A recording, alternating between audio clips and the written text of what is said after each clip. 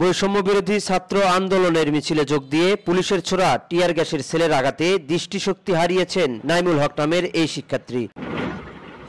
গত জুলাই মাসের 18 তারিখে বগুড়ার দুপচাচিয়া থেকে জেলা শহরের বড়গোলা এলাকায় শিক্ষার্থীদের মিছিলে যোগ দেয় নাইমুল হক। এরপর মিছিলটি শহরের প্রাণকেন্দ্র সাতমাথায় প্রবেশের চেষ্টা করলে পুলিশ টিয়ার গ্যাস নিক্ষেপ করে, আর এতেই আহত হয়ে ডান চোখের দৃষ্টি হারান নাইমুল হক।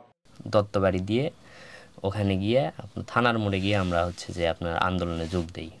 তো ওখানে আন্দোলনের এক পর্যায়ে আমার যে এই চোখের ওপরে এখানে টিয়ারশেল গ্যাসের ওই বোতলটা লাগে, আর তারপরে আমাকে আপনার মেডিকেলে নিয়ে যাওয়া হয় আর কি। ঢাকা বগুড়া সহ এ পর্যন্ত 3 বার অপারেশন করেও মেলেনি তার ডান চোখের দৃষ্টি, সেই সাথে ক্ষতিগ্রস্তের পথে বাম চোখটিও। আবারও অপারেশনের পরামর্শ দিয়েছেন, তবে দৃষ্টি ফিরবে কিনা তার নিশ্চয়তা দেননি চিকিৎসক। মেডিকেলে একবার হয়েছে, ঢাকাতে ওখানে 2 বার অপারেশন হয়েছে। আর আপনার ডাক্তার প্রথম দিকে বলতেছিল যে হ্যাঁ ভালো হওয়ার সম্ভাবনা আছে, ভিতরে ভালো হবে, ভিতরে ভালো আছে। পরে এবার গেছিলাম, শেষবারের মতো বড় ডাক্তার দেখছে, উনি বলছে যে ভালো হওয়ার সম্ভাবনা খুবই কম, মানে ভালো হবে না আর কি এই চোখ। আর তোমার ওই চোখের জন্য বাম চোখেরও সমস্যা হতে পারে, এই জন্য আরও 2-3টা অপারেশন করতে হবে।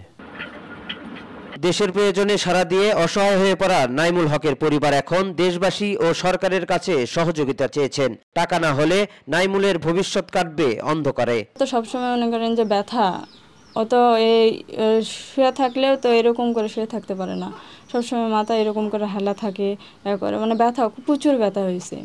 আমার ছেলেটা যে চোখটা নষ্ট হয়ে গেছে, এটা চিকিৎসা যেন হয়, ভালো মতো যেন দেখতে পায়। আমাকেও কষ্ট লাগছে, কৃষক ছেলের কষ্ট হলে মাকেও তো কষ্টই লাগে, আমাকে কি ভালো লাগবে?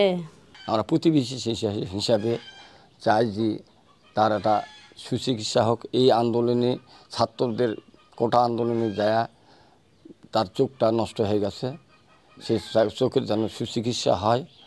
এবং আমরা যে এখন বর্তমানে যে অন্তর্বর্তী সরকারের প্রধান যারা আছে তাদের কাছে আমার বলবো, আমার এই ভাতিজার যেন সুচিকিৎসা তারা করে।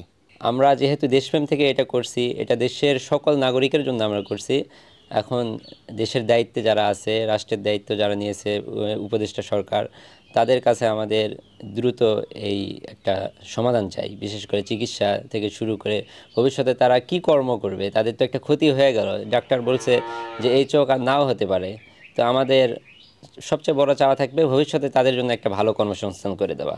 নাইমুল হক বগুড়া জেলার দুপচাচিয়া উপজেলার তালোড়া পৌরসভার বেলঘরিয়া এলাকার মনোয়ার হোসেনের ছেলে এবং পার্শ্ববর্তী আদমদিঘি উপজেলার রহিম উদ্দিন কলেজের ব্যবস্থাপনা বিভাগের 3য় বর্ষের ছাত্র। Bobbin Rahman, north capital news, Bogura.